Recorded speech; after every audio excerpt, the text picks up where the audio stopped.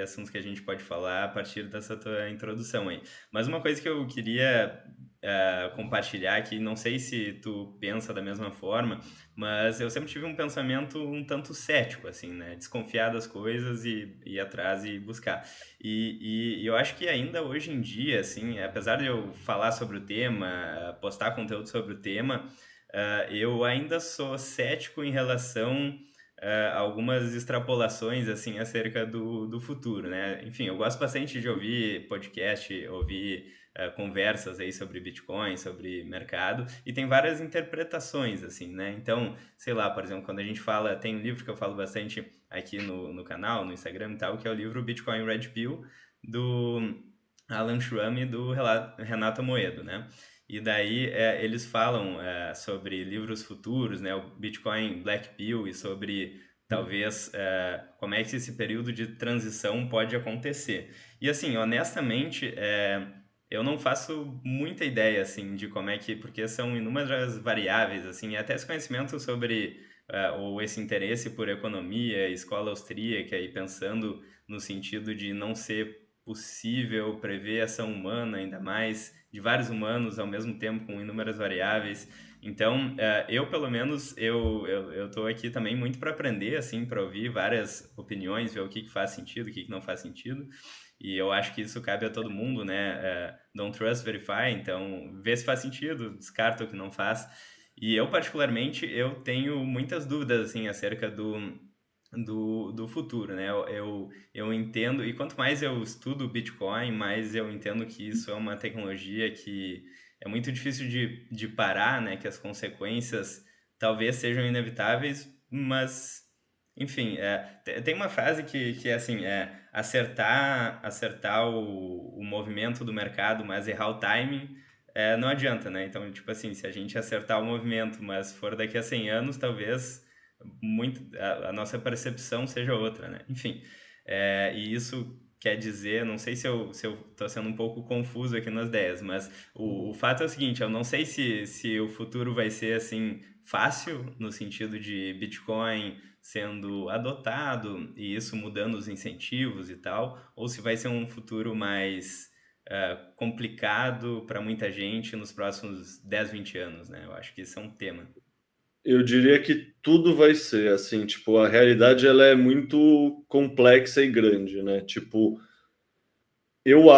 primeiro, eu acho que o timing é uma década, assim, tipo, para ter dado certo ou errado, assim, tipo, os boomers estão ficando mais velhos, todo mundo que é mais jovem que a gente já nasceu no mundo que tem Bitcoin, tipo, vai estar rolando o processo deles irem morrendo e transferindo riqueza, ao mesmo tempo, se você olhar, não sei se você conhece aqueles livros do Rei Dalio, tipo, do The Changing World Order, Sim, tipo, então, eu não li os livros, os textos, mas eu vi um vídeo esses tempos. Tem no não, YouTube, perfeito, né? o Um vídeo de vídeo de uma luta, o vídeo hora. de luta. Aham.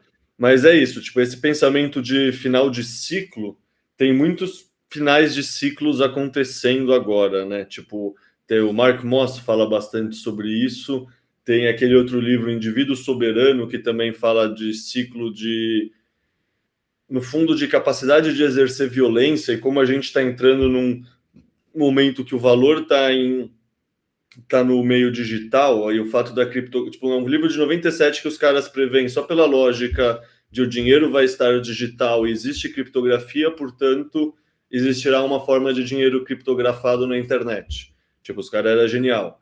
E eu entendo muito a lógica deles. A lógica deles é que o valor vai ser muito mais difícil de ser roubado pelo Estado, assim, palavras cruas. Isso significa que o Estado tende a diminuir. Se o Estado não tem uma forma de se financiar, seja pela emissão de moeda, seja por imposto, ele tende a diminuir. Isso, na visão desses autores, tende a gerar tipo, uma volta a uma descentralização no sentido mais cidades-estados. O que eu quero dizer?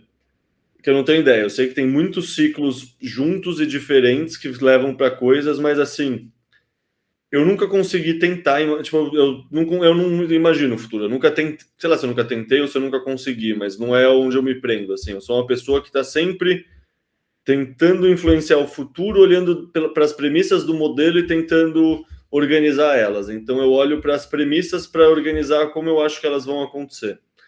nesse sentido, eu acho que o Bitcoin é binário, assim, isso é uma coisa que muitas pessoas não têm a visão, mas quanto mais eu converso com pessoas, as pessoas que mais entendem têm essa visão também. O Satoshi já falava isso. Eu acho que em uma década o Bitcoin já deu certo ou já deu errado, sabe? É um negócio que, sei lá, o fato da gente estar cada vez com uma remuneração de bloco menor e ao mesmo tempo o espiral da dívida do sistema Fiat está cada vez mais acentuado e será cada vez mais acentuado, apesar de eles estarem tentando maquiar o porco nos últimos 6 meses, subindo um pouco os juros, falando que vão segurar o balanço, não vão só ganhar tempo. Então, no fundo, é assim, para mim é uma lógica muito simples no frigir dos ovos. É aquela história, infinito dividido por 21 milhões ou 1 dividido por infinito. Qualquer coisa dividido por infinito tende a zero. Sabe? Isso é um argumento para mim que é muito simples de ser compreendido. Tipo, é só entender o que está acontecendo com o sistema Fiat, que é só o fato do no Bitcoin não estar acontecendo isso que, no meu ponto de vista, faz sentido sim acreditar que. Não sei, você deve ter lido o padrão Bitcoin, que toda aquela história de um dinheiro mais duro desmonetizar os dinheiros mais fracos. E assim, nos últimos tempos a gente estava com um dinheiro fraco, que é o dólar, tipo qualquer moeda fiat, na verdade, e isso significou o quê? Significou que muitas outras coisas foram monetizadas. Tipo, o pessoal hoje em dia investe em ETF, investe em ação, etc. Não é necessariamente porque eles acreditam no projeto da empresa. Você investe num ETF de tecnologia, na Nasdaq, sei lá o quê, no SP500, você investe num segundo, no terceiro imóvel para alugar, porque você acredita que eles são as melhores formas de reserva de valor, de você preservar seu patrimônio. Então eles têm essa função. Conforme surge uma supostamente, se você acredita, porque tem pessoas que ainda não acreditam, mas se o Bitcoin realmente se tornar e for considerado uma reserva de valor, a tendência é qual? É rolar uma transferência de valor de um para o outro. E isso é um processo que eu vejo muito como exponencial, assim, sabe? É que nem processo viral, assim. Então, para mim, a tendência é que isso tende a se acelerar. Se é uma escala de 1 ou 2 anos, eu não tenho ideia. Mas que é uma escala de uma década, não de várias décadas, 100 anos.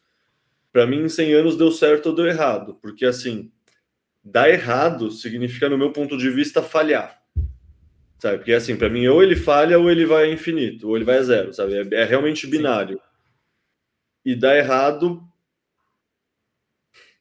sei lá, sempre tem a hipótese do apocalipse zumbi, tá ligado? Tipo, Sim, pode sim. rolar tempestades solares, Yellowstone pode explodir, sabe? Tipo, talvez a moeda do futuro seja realmente bala e munição, sabe? Uhum. Sim, o ponto é que ou nessa tese binária ou é Bitcoin ou é munição, água potável e enlatados, tipo isso. Ou seremos escravos como nunca jamais ninguém foi. Tipo, pode não precisar munição, mas a gente, sei lá, viver num regime totalitário estilo a China, que todo mundo tem controlado tudo que vai fazer, tudo que vai pensar, as palavras que podem usar de acordo com o controle de crédito social. E aí você realmente vai falar mal do governo se isso significar que você não pode pegar o busão para ir viajar com sua família no fim de semana? Muitas pessoas não vão. Então o totalitarismo fica muito mais barato também.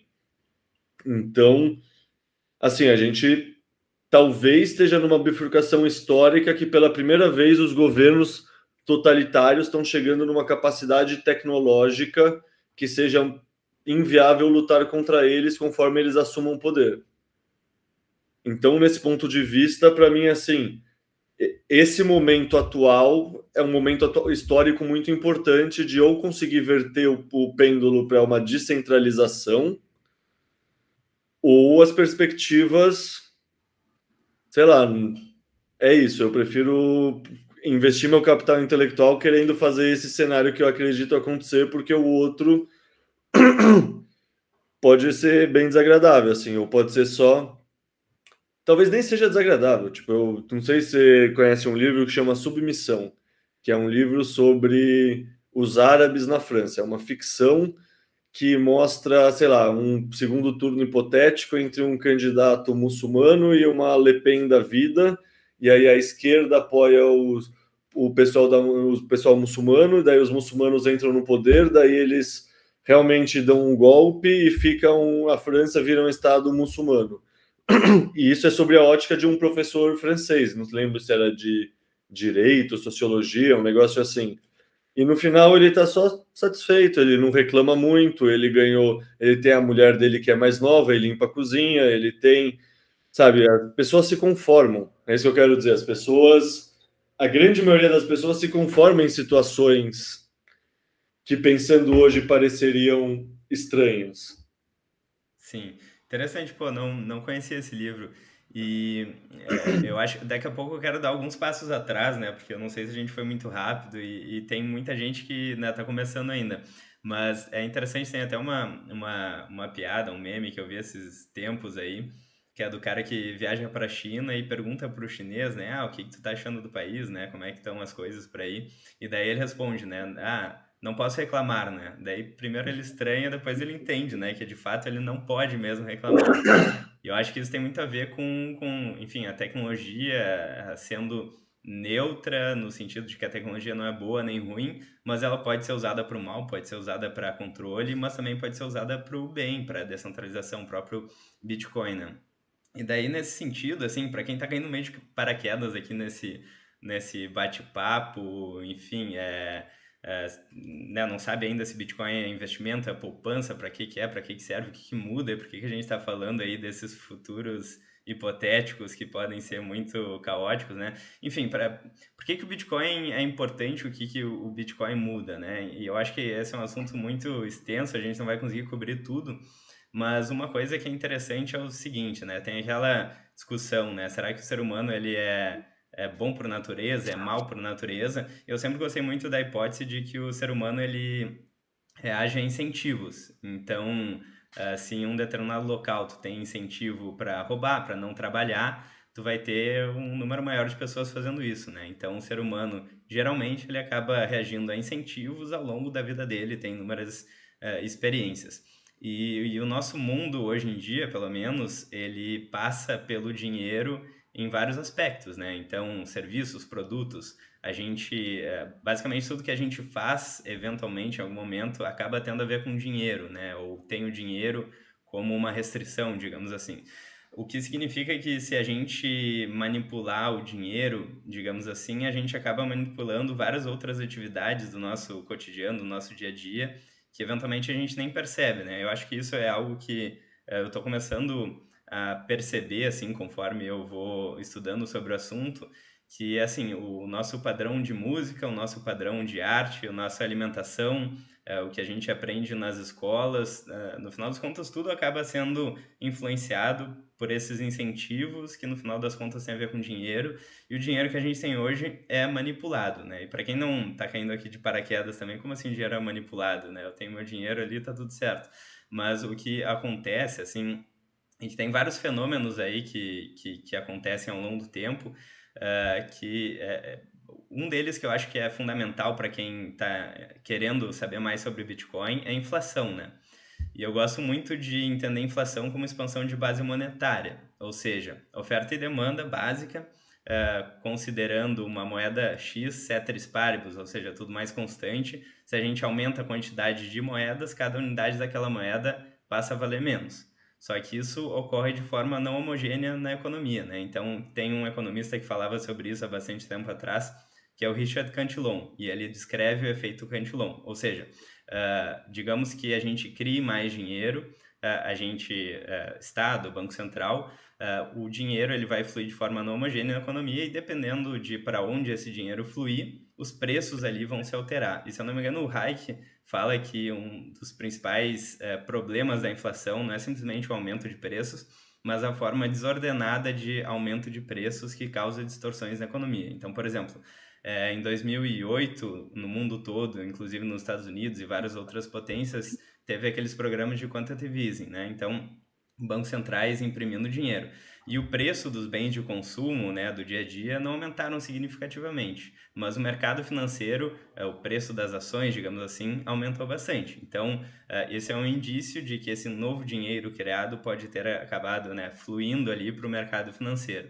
Isso cria distorções, isso cria empresas que não dão lucro e que valem bilhões de dólares, pode criar bolhas, pode criar incentivos desordenados, né?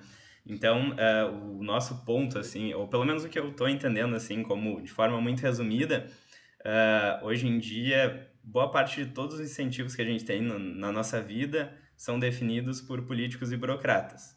Isso é ruim, porque assim como políticos e burocratas não vão fazer um hospital que funciona muito bem, não vão fazer, né, uma rodovia que funciona muito bem, se eles distorcerem todos os incentivos, dado inclusive que a ação humana não pode ser prevista, né, como, enfim, a escola austríaca demonstra, isso tem cria vários problemas na sociedade que vão se acumulando, né? E por que que o Bitcoin poderia resolver isso? Porque se de fato o Bitcoin for uma solução superior aí de dinheiro e descentralizado, então esses incentivos não podem ser manipulados e a gente vai agir, digamos assim, como a gente estava falando no início, né? Então, basicamente, um egoísmo que respeita princípios éticos e, portanto, acaba beneficiando todo mundo, né? É o padeiro que vende pão para ganhar dinheiro, mas acaba ajudando toda a sociedade, né? Eu acho que tem muito disso. Por isso que a gente está falando assim, né?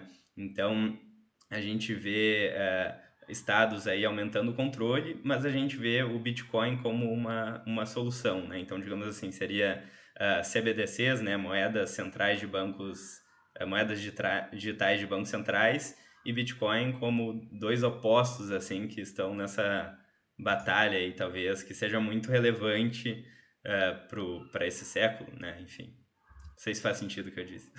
Não, total, eu concordo 100%. Eu acho que, puta, sinceramente, faz sentido a gente não aprender sobre o efeito Cantillon, tá ligado? É dessas coisas que depois que você entende, muitas coisas começam a fazer sentido e é por isso que a gente não aprende eles no modelo e no currículo de educação que a gente tem hoje, que é delimitado pelo Estado, né? Tipo, no fundo, assim, sintetizando em poucas palavras, só para falar a mesma coisa de uma outra maneira, tem os amigos do rei. Os amigos do rei conseguem dinheiro com desconto. Tipo, se você vai pegar um empréstimo com 10%, eles vão pegar empréstimo a 0%. E aí os amigos do rei, com esse dinheiro muito mais barato, ganham na competição. É tipo você tá jogando um banco imobiliário, só que o amiguinho consegue pegar dinheiro de graça e você não. Quem vai comprar mais os ativos? Portanto, quem vai se ferrar quando parar no lugar que a outra pessoa comprou o terreno e não você? E essa pessoa comprou o terreno porque ela ganhou dinheiro na mão de graça, ela não teve que trabalhar. Tipo, desde que o dinheiro 71, que o dinheiro perde o lastro no ouro e o dinheiro literalmente passa sim a nascer em árvore, tipo, o dinheiro realmente perde um lastro no mundo físico e vira o lastro no petrodólar, tipo, numa commodity, na guerra, na confiança dos Estados Unidos, mas não tem uma prova de trabalho real. Você consegue emitir o quanto você quiser. Desde essa época, é o que você falou de tudo ter se degradado, você já deve ter visto aquele site What the Fuck Happened em 71. Isso, eu ia falar sobre isso agora, Bizarro, né? é Exatamente. bizarro. Tipo, não é só, sei lá, mostra lá produtividade versus o pagamento, mas não é só isso, é tipo o tipo de discurso que você encontra em livros, assim, hoje em dia a gente se comunica com uma linguagem muito mais emocional. A linguagem estava ficando mais complexa e racional até os anos 70 e depois ela foi ficando mais emocional e mais simples até agora. Tipo, isso é literalmente falar que a gente ficou em média mais burro. Sim. Sim, esse site é fantástico e ilustra muito, né? Para quem não sabe, em 1971 foi o final do padrão ouro nos Estados Unidos, né? O Richard Nixon, se eu não me engano, era o presidente na época e revogou o acordo de Bretton Woods, então o dólar não tinha mais paridade no ouro, é assim até hoje. Então, simplesmente não há limite, né? É só papel, não tem lastro e agora só números ali no computador, né? Mas enfim, então esse daí eu acho que seria o contexto, assim, né? E conforme eu acho que tem uma referência que muitas vezes é feita com Bitcoin, que é do filme Matrix, né? Então tem algumas formas de encarar tudo isso que a gente falou, né? Mas se por acaso alguém começa a se interessar, seja por política, seja por economia, e consegue, vai se interessando aí por esses mecanismos, vê que tá errado e meio que se incomoda com aquilo, né? E pensa, pô, como é que eu posso melhorar isso? Ou como é que eu posso melhorar para mim ou até mesmo para outras pessoas, né? E eu acho que o Bitcoin acaba surgindo muito como uma alternativa, né? Então, enfim, várias pessoas chegam de formas diferentes, mas eu acho que essa insatisfação, assim, depois que a gente entende o dinheiro, é uma das formas, né? Cara, Matrix pra mim é um documentário, assim, não é à toa que metade dos memes usam como referência a Matrix, tipo, não sei se você já viu uma daquelas versões do meme Pumper Up, que é só com temática Matrix, assim, e, sei lá, não é à toa, tipo, o Matrix é um filme que tem uma temática cypherpunk e o Bitcoin é o fruto de todo o movimento cypherpunk, assim, eles têm a mesma ideologia, o mesmo pensamento filosófico, assim, é um negócio que é muito meio que a mesma coisa, apesar de não ser, sabe? É interessante isso. E toda essa questão do mito da caverna de Platão, que Matrix faz referência, né? De acordar, de. Não sei, eu acho que é muito a sensação que um bitcoinheiro médio sente também, assim, não é? Sabe, todo bitcoinheiro se identifica com o Neil nesse processo de acordar e, tipo, você começa a ver a bullshit do mundo, é muito aquela parte que, nossa, por que meus olhos doem? Nossa, é porque você nunca usou ele nenhuma vez. You are using it for the first time. É meio que a mesma coisa, com o Bitcoin e com esse entendimento de como o sistema se organiza e toda essa questão monetária, do nada você começa a ver tudo por outra ótica, assim, sabe? Parece que você ganha um arcabouço que permite entender todo o resto, porque assim, é muito engraçado que dinheiro é uma coisa pervasiva na sociedade, mas tipo, antes de começar a estudar o Bitcoin, você sabia responder o que era dinheiro? Eu não sabia, eu não tinha ideia o que é É, dinheiro, sabe? É uma pergunta que parecia tipo, e o que é vida? O que é amor? Sabe? Aquelas perguntas que são profundas. Mas, tipo, antes eu nunca tinha parado para pensar e, tipo, é um dos temas principais entre toda a discussão do Bitcoin. Tipo, o que é dinheiro? sim. Até